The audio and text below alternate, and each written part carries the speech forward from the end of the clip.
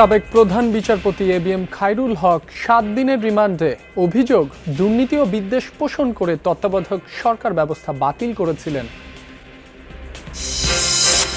আবু সাঈদ হত্যা মামলায় অভিযোগ গঠনের বিরুদ্ধে আজও ট্রাইব্যুনালে আসামি পক্ষের শুনানি। হাজির করা হয়েছে বেরবির সাবেক প্রক্টর সহ ৬ আসামিকে। মাইলস্টোন বিমান বিধ্বস্তের ঘটনায় সুস্থ হয়ে বার্ন ইনস্টিটিউট ছাড়ছেন আরও ৪ রোগী। ২ জন আইসিইউতে, বিভিন্ন হাসপাতালে ৩৭ জন চিকিৎসাধীন। নিউ ইয়র্কের সন্ত্রাসীর গুলিতে নিহত বাংলাদেশি বংশোদ্ভূত পুলিশ কর্মকর্তা দিদারুল ইসলামের জানাজা দাফন সম্পন্ন। হিরো আখ্যা দিয়ে শেষ বিদায়।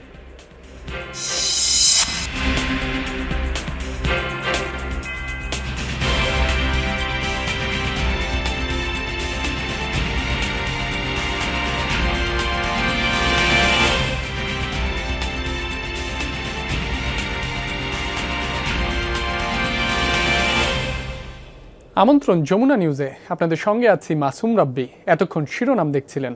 ত্রয়োদশ সংশোধনী বাতিলের রায় জালিয়াতির অভিযোগে করা মামলায় সাবেক প্রধান বিচারপতি এবিএম খায়রুল হককে ৭ দিনের রিমান্ডে দিয়েছেন আদালত।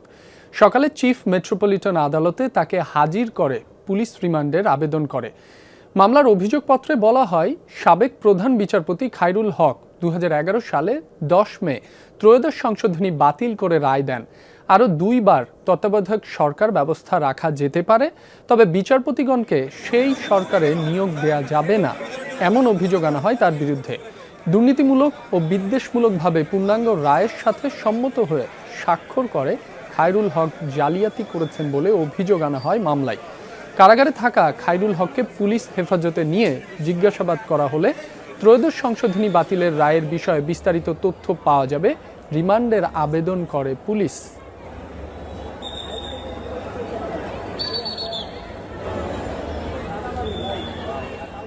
জুলাই গণ অভ্যুত্থানের প্রথম শহীদ আবু সাঈদ হত্যা মামলায় ৩০ আসামির বিরুদ্ধে আজ অভিযোগ গঠনের শুনানি। পলাতক আসামিদের পক্ষের রাষ্ট্রনিযুক্ত আইনজীবীরা শুনানি করবেন। সকালে এ মামলায় বেগম রোকেয়া বিশ্ববিদ্যালয়ের সাবেক প্রক্টর শরীফুল ইসলাম, সাবেক এএসআই আমির হোসেন সহ ৬ আসামিকে ট্রাইব্যুনালে হাজির করা হয়। এর আগে মঙ্গলবার বেরবির সাবেক প্রক্টরের পক্ষে শুনানি করেন আইনজীবী আমিনুল গনি টিটু। এই মামলায় অব্যাহতির আবেদন করেন আসামি পক্ষের আইনজীবীরা। নিজেদের নির্দোষ দাবি করেন আসামিরা। এদিন ট্রাইব্যুনালে আসামি পক্ষের শুনানির বিপরীতে বক্তব্য তুলে ধরেনি প্রসিকিউশন। তবে গণমাধ্যমকে জানানো হয়, অভিযুক্তদের বিরুদ্ধে তথ্য প্রমাণ রয়েছে প্রসিকিউশনের কাছে। এর আগে সোমবার আসামিদের বিরুদ্ধে আনা অভিযোগ পড়ে শোনান চিফ প্রসিকিউটর। বলেন, মূল ঘটনা আড়াল করতে বারবার পরিবর্তন করা হয় পোস্টমর্টেমের রিপোর্ট।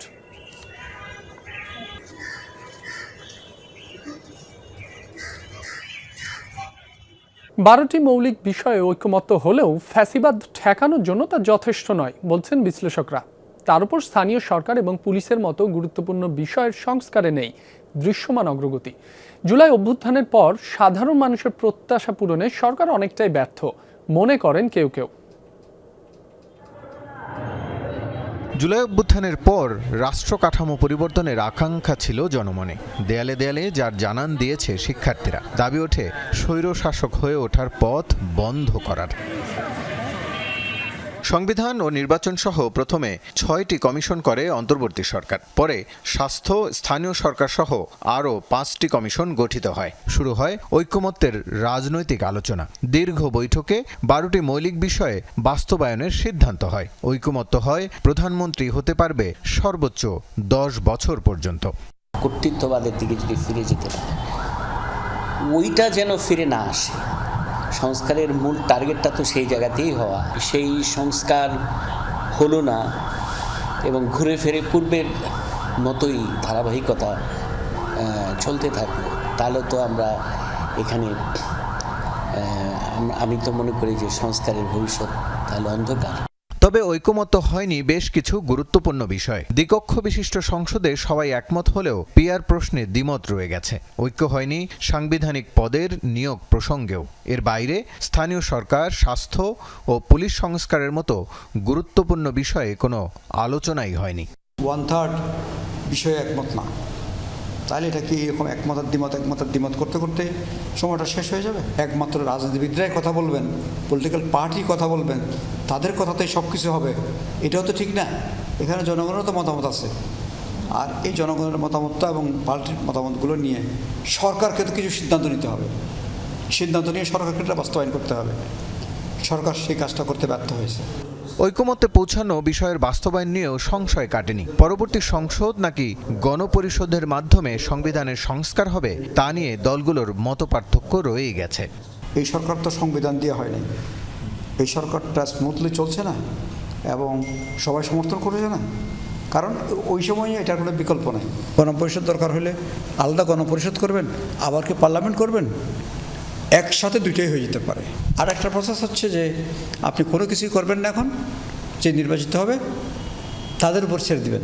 একটি দল যদি তারা 2/3 নিয়ে সংসদে যায়, আইদার তারা ডিলে করবে অথবা তারা ওটাকে থামিয়ে দেওয়ার চেষ্টা করবে। গণপরিষদ তো দলীয় ভিত্তিতেই আপনাকে করতে হবে।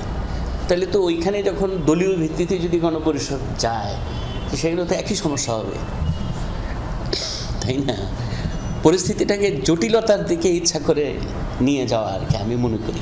বিশ্লেষকরা মনে করেন 5 আগস্ট রাজনৈতিক সংস্কৃতিতে খুব একটা পরিবর্তন আনতে পারেনি, স্বার্থের বেড়াজাল ছিন্ন করতে পারেনি নেতারা। ফলে 90-এর 3 দলীয় রূপরেখার মতো এবারও রাষ্ট্র সংস্কারের ভবিষ্যৎ নিয়ে শঙ্কা কাটেনি। রাসেল আহমেদ, যমুনা নিউজ। রংপুরের গঙ্গাচড়ায় ইসলাম ধর্ম অবমাননার অভিযোগে হিন্দু পল্লীতে হামলার মামলায় 5 জনকে গ্রেফতার করা হয়েছে। যৌথ অভিযানে তাদের গ্রেফতার করা হয় বলে জানিয়েছে পুলিশ হেডকোয়ার্টার্স। এর আগে মঙ্গলবার গঙ্গাচড়া থানায় অজ্ঞাতনামায় 1000 থেকে 1200 জনকে আসামি করে এক ভুক্তভোগী মামলা করেন। প্রশাসন জানায়, হিন্দু পল্লীর এক শিক্ষার্থী ফেসবুকে ইসলাম ধর্ম নিয়ে কটূক্তি করে। এ নিয়ে উত্তেজনা ছড়িয়ে পড়লে শনিবার রাতেই গ্রেফতার করা হয় তাকে। এ সময় তার চাচার ঘরে হামলা হয়। পরদিন বিকেলে মিছিল নিয়ে এসে উচ্ছৃঙ্খল জনতা হিন্দু পল্লীতে হামলা চালায়। ক্ষতিগ্রস্ত হয় 12টি বাড়ি, যেখানে 22টি পরিবারের বসবাস। নিরাপত্তা জোরদার করা হলে বাড়ি ফেরেন ভুক্তভোগীরা। পরে প্রশাসনের পক্ষ থেকে ক্ষতিগ্রস্ত বাড়িঘর মেরামতের কাজ শুরু করা হয়। ছাত্র জনতা হত্যায় পুরো দেশ যখন বিষণ্ণ, তখন প্রতিবাদী কর্মসূচি ঘোষণা করে কোটা সংস্কার আন্দোলনকারীরা। কর্মসূচির নতুন নাম মার্চ ফর জাস্টিস। তবে প্রিয়জন হারিয়ে শোকাচ্ছন্ন ছিল পুরো বাংলাদেশ। নেটিজেনরা এদিন প্রোফাইল পিকচার লাল করে জানান প্রতিবাদের ভাষা। দ্রোহ সঙ্গীতে বঙ্গবন্ধু এভিনিউতে কর্মসূচি পালন করে শিল্পী সমাজের একাংশ। অন্য আরেকটি অংশ যায় বিটিভিতে আন্দোলনকারীদের দোসর বলেও উল্লেখ করেন তারা। আওয়ামী সরকারের মন্ত্রী ও প্রধানমন্ত্রীর নীতিজ্ঞানহীন কার্যক্রম চলতে থাকে এদিনও। আহমেদ রেজা জানাচ্ছেন বিস্তারিত। বুলেটটা ঠিক এদিক দিয়ে আসে, এসে বাবুর টিকা করে ডাইন চোখের এদিকে লাগে। 30 জুলাই 2024-এ দেশ জুড়ে শিক্ষার্থী জনতা ও শিশু হত্যায় বিষণ্ণ ছিল পুরো বাংলাদেশ। প্রিয়জন হারানো পরিবারগুলোতে কেবল স্মৃতির কারাগার। সন্তান হারিয়ে অশ্রুসজল চোখে মা নয়, কাঁদছিল গোটা বাংলাদেশ। বাবা মায়ের কোলে প্রাণ হারানো আহাদ, বাড়ির ছাদে খেলতে গিয়ে গুলিতে মৃত্যুবরণ করা নারায়ণগঞ্জের 6 বছর বয়সী রিয়াগোপ, জুলাই মিছিল দেখতে গিয়ে জীবন প্রদীপ নিভে যাওয়া 13 বছরের মোবারক, টিয়ারশেলের ধোঁয়া ঠেকাতে জানালা বন্ধ করতে গিয়ে গুলিবিদ্ধ 11 বছরের সামি, 10 বছরের হোসাইন, 14 বছরের তাহমিদ, সাদ মাহমুদ, 16 বছরের নাইমা ও ইফাতের মৃত্যু কেবলই সংখ্যা বাড়িয়েছে বাংলাদেশ নামক রাষ্ট্রে। এদিন গানে গানে সাম্প্রতিক হত্যা ও সহিংসতার প্রতিবাদ জানায় বিভিন্ন সামাজিক সাংস্কৃতিক সংগঠন। মরণে বিষণ্ণতা আর কণ্ঠে দ্রোহ নিয়ে পুলিশি বাধায় তখনকার বঙ্গবন্ধু অ্যাভিনিউতে 2.5 ঘন্টা কর্মসূচি পালন করে তারা। এদিকে স্বজনদের কান্নায় ভারী হয়ে ওঠে ঢাকার সিএমএম কোর্ট প্রাঙ্গণ। প্রিজন ভ্যানে প্রিয়জনকে এক নজর দেখার জন্য আকুল ছিল স্বজনরা। এদিন আওয়ামী লীগের যৌথ সভায় দলটির সাধারণ সম্পাদক ওবায়দুল কাদের বলেন, সাম্প্রতিক সহিংসতার নির্দেশ কোথা থেকে এসেছে, কারা অর্থের যোগান দিচ্ছে কিংবা কাদের সাথে বৈঠক হয়েছে, সব তথ্যই আছে সরকারের হাতে। জামাত নিষিদ্ধ করার সিদ্ধান্তকে সরকারের ইস্যু পরিবর্তনের অপকৌশল বলে মন্তব্য করেন বিএনপি মহাসচিব মির্জা ফখরুল ইসলাম আলমগীর।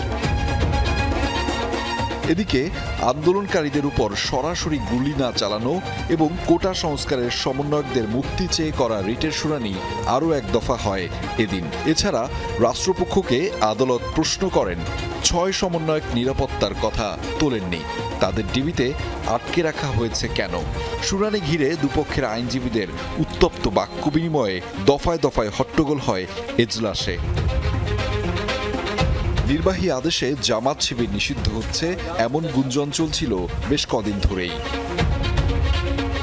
সহিংসতার ঘটনায় ওই দিন পর্যন্ত ডিএমপির বিভিন্ন থানায় 264টির বেশি মামলা হয়েছে।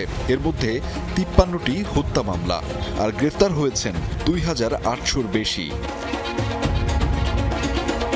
তবে এদিন সামাজিক যোগাযোগ মাধ্যমে বিপ্লবের নতুন মাত্রা দেখে পুরো বিশ্ব।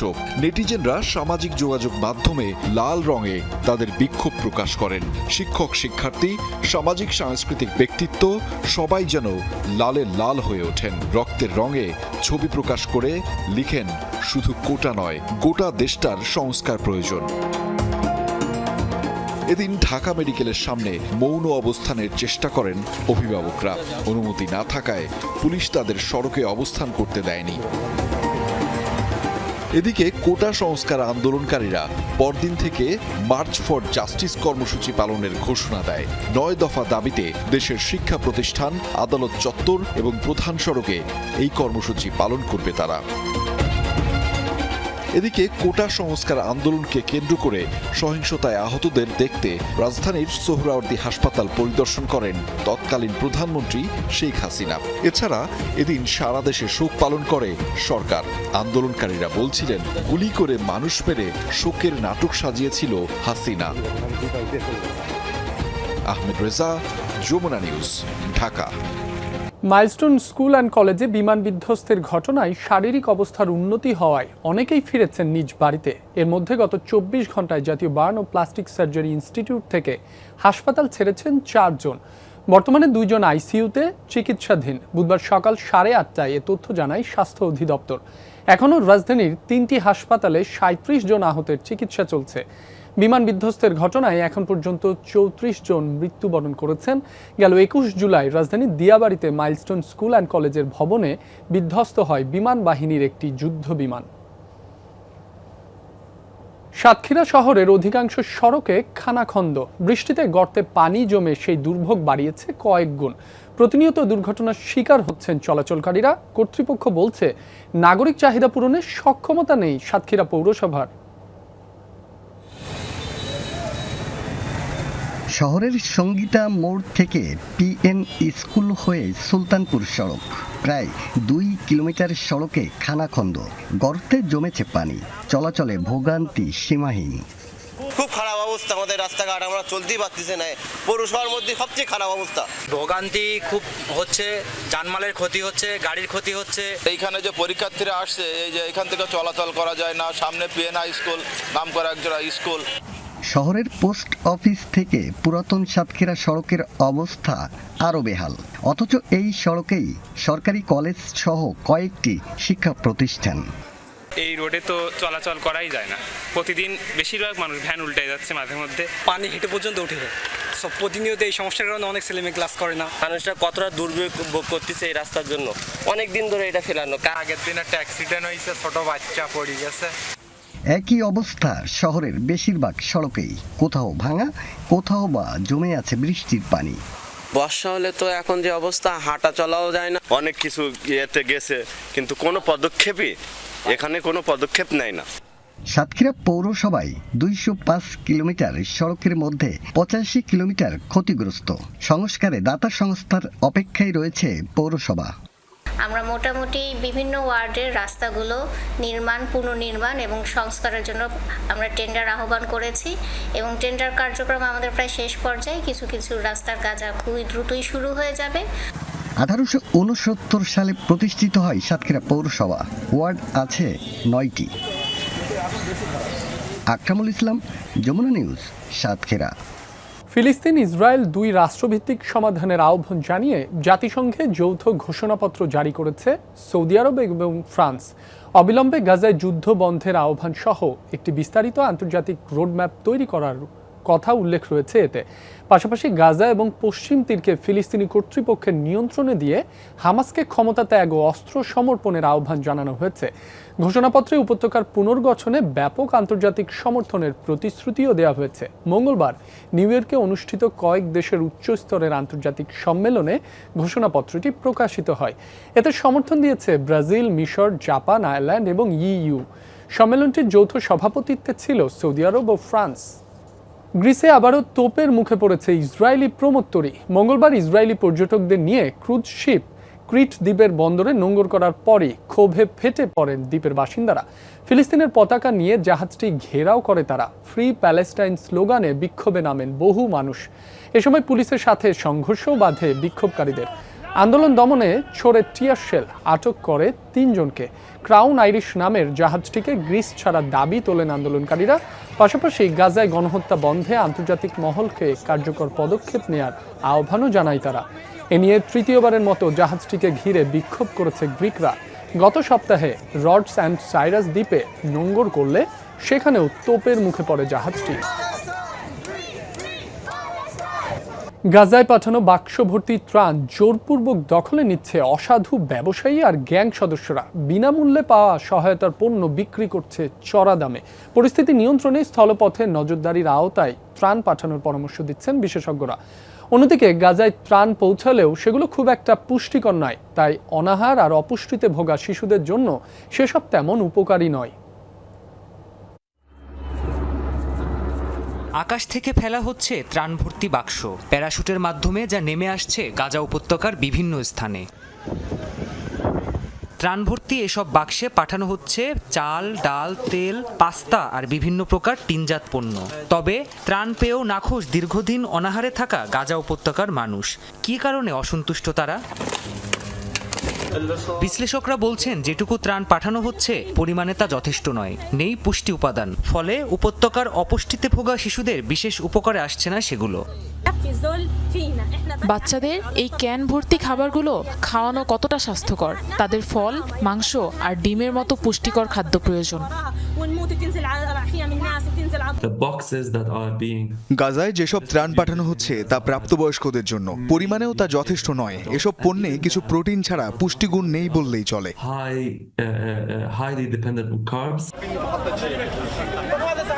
দুর্ভিক্ষ কবলিত গাজায় অল্প পরিসরে যেসব ত্রাণ পৌঁছাচ্ছে তার একটি বড় অংশই আবার জোরপূর্বক দখলে নিচ্ছে গাজার অসাধু ব্যবসায়ী ও গ্যাং সদস্যরা। পরে তা চড়া মূল্যে বিক্রি করা হচ্ছে ক্ষুধার্ত অসহায় গাজাবাসীর কাছে। কিছু লোক ত্রাণ নিজেদের দখলে নিয়ে নিচ্ছে আর ব্যবসায়ীরা সেগুলো লুকিয়ে রাখছে। ত্রাণ থেকে পাওয়া বেবি ফর্মুলা মিষ্টি, আইসক্রিম আর শরবতের দোকানে বিক্রি করা হচ্ছে। বিনামূল্যে পাওয়া ত্রাণ চড়ামূল্যে বিক্রি করছে ব্যবসায়ীরা। 1 কেজি আটা $60 আর ডাল সর্বোচ্চ $35 বিক্রি হচ্ছে। এত অর্থ আমরা কোথায় পাবো? অসহায় শিশু আর মানুষগুলোর প্রতি তাদের একটু দয়া দেখানো উচিত। বিশ্লেষকরা বলছেন এয়ারড্রপ পদ্ধতিতে ত্রাণ বিতরণের ফলেই এই বিশৃঙ্খলা তৈরি হয়েছে। ত্রাণের বাক্স শরণার্থীদের তাঁবুতে পড়ে হতাহতের ঘটনাও ঘটেছে। একটুখানি ত্রাণ পেতে কারাকারি, এমনকি খুন জখমের মতো ঘটনাও ঘটছে অহরহ। এ পরিস্থিতিতে স্থলপথে নিয়মতান্ত্রিকভাবে ত্রাণ বিতরণকেই একমাত্র সমাধান বলে মনে করছেন বিশ্লেষকরা। প্রাণপ্রতিম কুণ্ডু, যমুনা নিউজ। নিউ ইয়র্কের সন্ত্রাসীর গুলিতে নিহত বাংলাদেশি বংশোদ্ভূত পুলিশ কর্মকর্তা দিদারুল ইসলামের জানাজা ও দাফন হবে আগামী বৃহস্পতিবার। তার পরিবার নিশ্চিত করেছে তথ্য। মঙ্গলবার সন্ধ্যায় নিউ ইয়র্কের পার্কচেস্টার জামে মসজিদ প্রাঙ্গণে নেওয়া হয় তার মরদেহ। সেখানে জড়ো হয়েছিলেন বাংলাদেশি কমিউনিটি সহ বিভিন্ন দেশের মুসলিমরা। দিদারুলকে শ্রদ্ধা জানাতে গিয়েছিলেন সহকর্মী ও শুভাকাঙ্ক্ষীরা। এ সময় কান্নায় ভেঙে পড়তে দেখা যায় অনেককে। বাংলাদেশি বংশোদ্ভূত এই পুলিশ অফিসারকে হিরো আখ্যা দেন সহকর্মীরা।